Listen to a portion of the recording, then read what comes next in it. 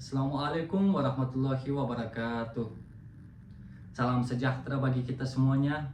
Shalom, Om Swastiastu, Namo Buddhaya, salam kebajikan. Perkenalkan, nama saya Begzod Abdulwahitov. Saya dari Uzbekistan. Saya adalah seorang mahasiswa di Universitas Pendidikan Indonesia. Pada kesempatan ini, saya akan menyampaikan pidato dengan judul Harapan Pendidikan Anak Desa di Tarnów.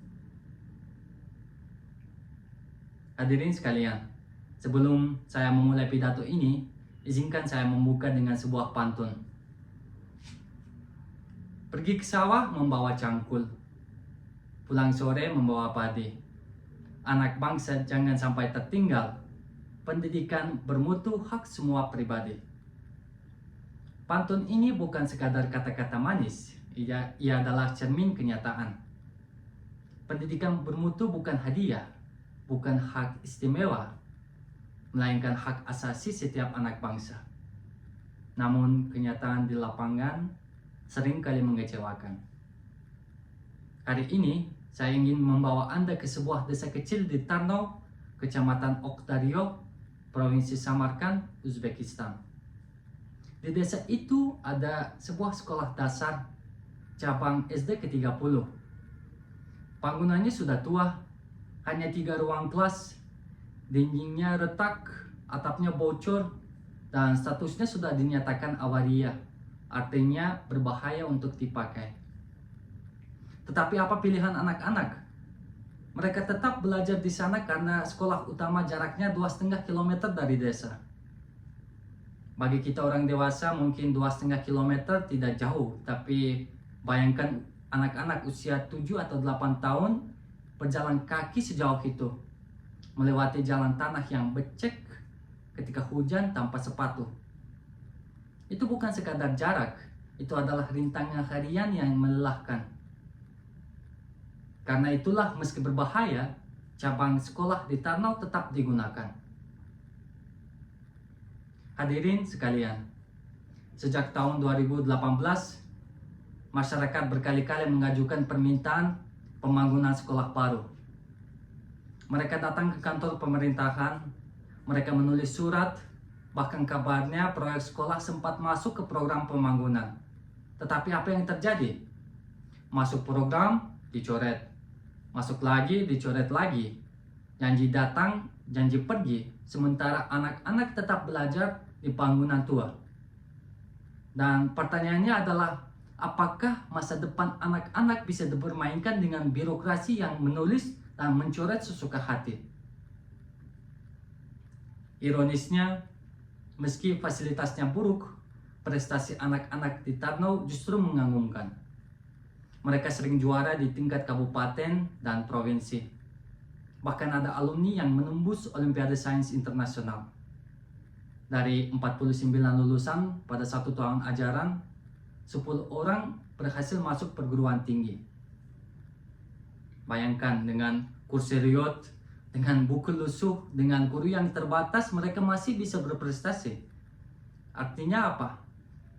Mereka cerdas, mereka berbakat, mereka berjuang.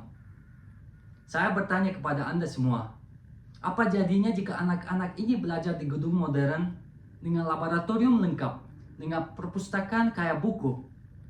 Jawabannya jelas, mereka akan terbang lebih tinggi, lebih jauh, dan membawa nama Uzbekistan ke puncak dunia. Hadirin yang saya muliakan, mari kita jujur, ini bukan hanya tentang satu sekolah, ini adalah cermin dari tantangan pendidikan kita. Data resmi menunjukkan bahwa angka partisipasi sekolah dasar di Uzbekistan sudah 96%, tingkat kelulusan 98%, dan rata-rata lama sekolah 12,6 tahun. Angka-angka ini terdengar indah, tapi di balik angka ada kenyataan pahit, ketimpangan antara desa dan kota. Di ibu kota Tashkent, anak-anak bisa belajar dengan komputer modern, dengan kursus bahasa asing, bahkan akses internet cepat. Tapi di Tarnów, anak-anak harus puas dengan buku lusuh yang diwariskan dari kakak ke adik. Hadirin sekalian, pendidikan bermutu berarti kesempatan yang sama. Anak petani di Tarnów harus bisa bermimpi jadi dokter. Anak nelayan di Tarnów harus bisa bermimpi jadi insinyur. Anak yatim di Tarnów harus bisa bermimpi jadi pemimpin bangsa. Mereka tidak meminta belas kasihan. Mereka hanya meminta kesempatan yang sama. Hadirin yang saya hormati, sebelum saya menutup pidato ini, izinkan saya menyampaikan sebuah pantun penutup. Naik unta menuju Samarkand, singgah sebentar membeli buku. Jika sekolah dibangun di Tarnów segera, generasi emas lahir dari desaku. Pantun ini adalah seruan terakhir.